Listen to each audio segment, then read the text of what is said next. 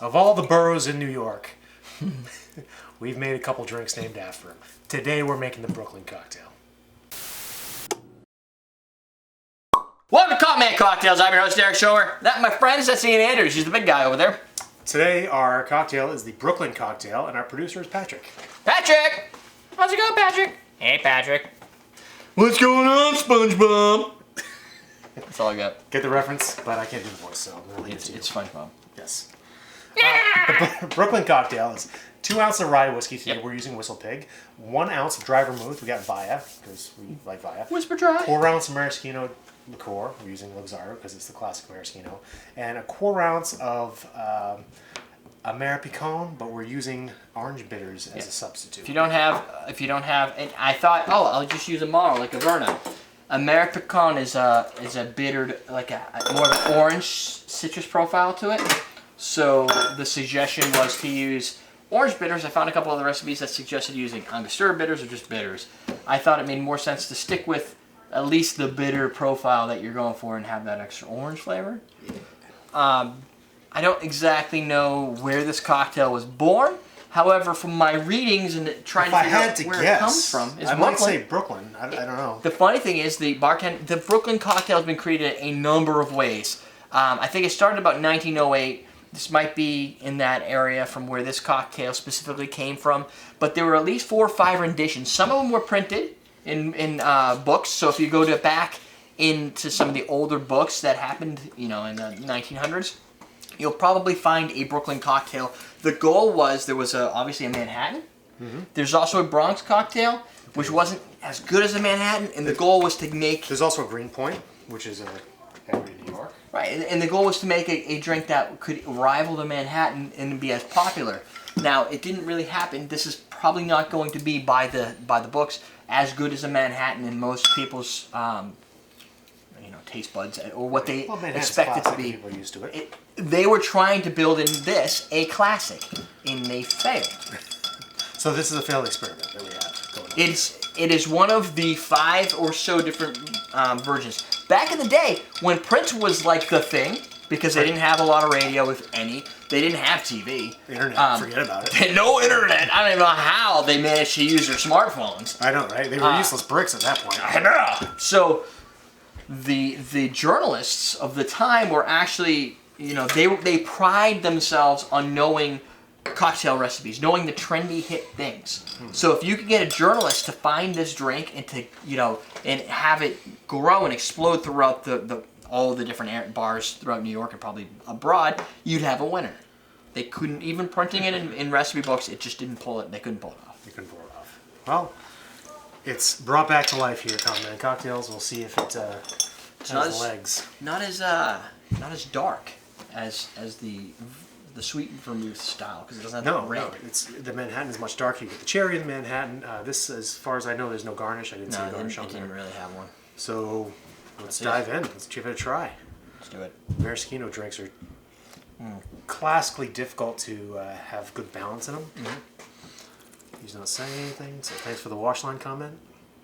That was a good wash line. I mean, I can see why it wasn't as well accepted as a Manhattan. It's dry. It is dry. It's almost like a cross between a martini and a Manhattan, like a vodka martini and a Manhattan, where there's a little bit of sweetness. Yeah, like but it has Manhattan, more but flavor. There's more dryness, like the martini. But it meets somewhere in the middle of flavor, because Manhattan's really heavy flavor. It's got the rye, which this has. This kind of reminds me more. I don't mind this, actually. I don't know why. This has like a Sazerac flavor. What's the key in this? Absinthe. Yeah, but there's a rinse of absinthe. I mean, if you put absinthe on there, would it be a Sazerac? No, because it's got the maraschino. The maraschino liqueur does not come through as much as I would have thought it would come through. Well, there's not a lot in there. There's only 1/4 ounce, which is nice. And I think it gives a little bit of something that ties the other ingredients together. So it ties that dry vermouth, because the maraschino is very dry, and it ties the rye in there because you get the rye muskiness. I don't know why, but you get the rye muskiness. Yeah. And you get some citrus flavor, and that would probably be out of the bitters. Yep. I guess because there's no other citrus product in here, right? No, the bitters come through a bit. Yeah. So it's not bad. I mean, I'm not a massive fan of the Manhattan anyway. I'm a Manhattan fan. I like a Manhattan. That's my go-to drink at a cocktail bar if I don't know what to order yet. If nothing on the menu appeals to me, I'll get a Manhattan. Really? A good portion of the time, yeah. Huh.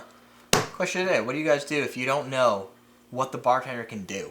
You don't know what the specials of the day are for any of the cocktails. You don't have the cocktail menu. Here's the problem. Sometimes the bartender or the waitress or whoever, they'll drop a bunch of books on you, right? And then you just get your wine list and your beer menu, right?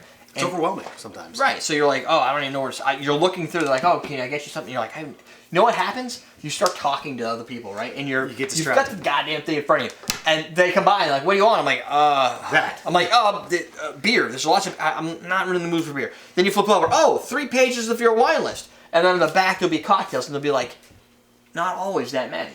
Right. And now you're like, well, what can the bartender make? They're going to be able to make a Manhattan. Right. They might not make a good one. Very true. I've been disappointed a couple of times. But they'll give it their all. But it's not a complicated cocktail. It's only a couple ingredients, and it's one of those drinks that like everybody should know how to make if you're at a cocktail bar. Yeah, that's.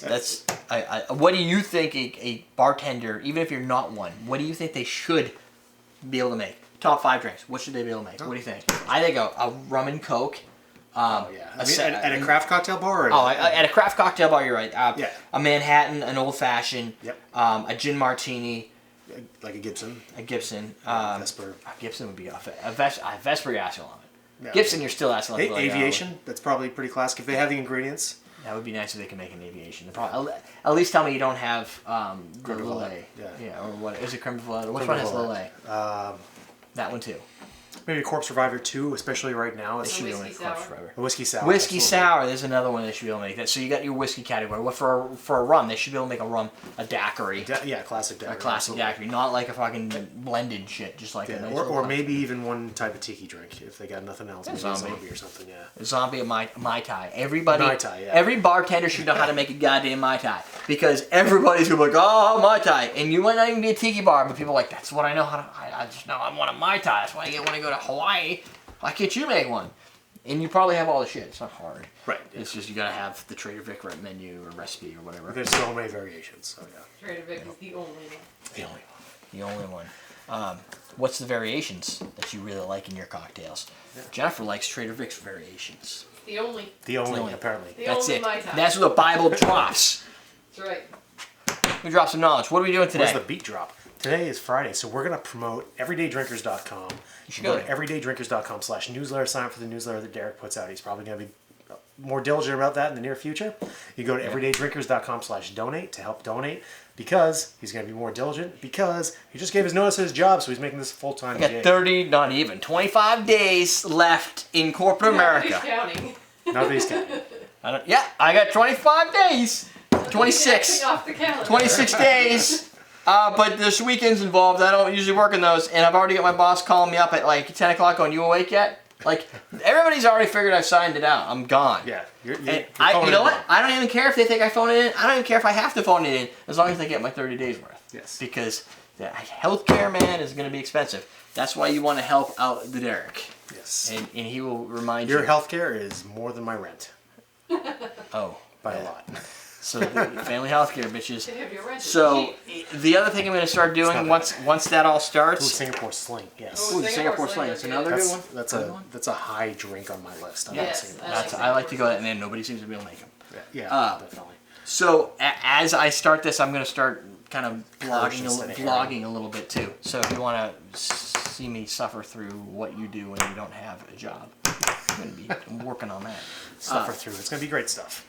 It's going to be awesome. Jennifer's going to help me make money with her menus. You guys are going to be buying them. It's going to be awesome. Yeah. I hope. Also, I want to put out in that menu list is a menu that's just some of our best. We got to boil down all the top cocktails that we've made on the show. Yeah. I have a top cocktail list on my playlist on that. Really? So we'll take that. I've been saving stuff that I like. So as we do that, we'll build it out, and maybe you know what? Maybe we can even break it out and go Ian's top favorite, Derek's top favorite, absolutely, Jennifer's top favorite, Doug's top favorite, Doug's top favorite. That's true. We could build them out and we'll have the whole cocktail list. Yeah. We don't have to like invent whole cast of characters. And then you guys can just download it. Negroni. Yeah, of course. I love Negronis. I don't know what I was thinking. I don't know what you're thinking. The Americano we made the other week was pretty good too. Sazeracs. That's something you don't see. There's so many classic cocktails out there that are basic enough that everybody should be able to make them. Make them. That's it. Yeah. Why do we make them? Because we're teaching you how to drink! That is not a lemon drop. Nope. That is a smoky maraschino lemon drop. You get maraschino in there? Oh yeah, right now. Earthiness. It's happening. It's just happening way after the smoke. When the smoke clears, the only thing standing is the maraschino. Yes.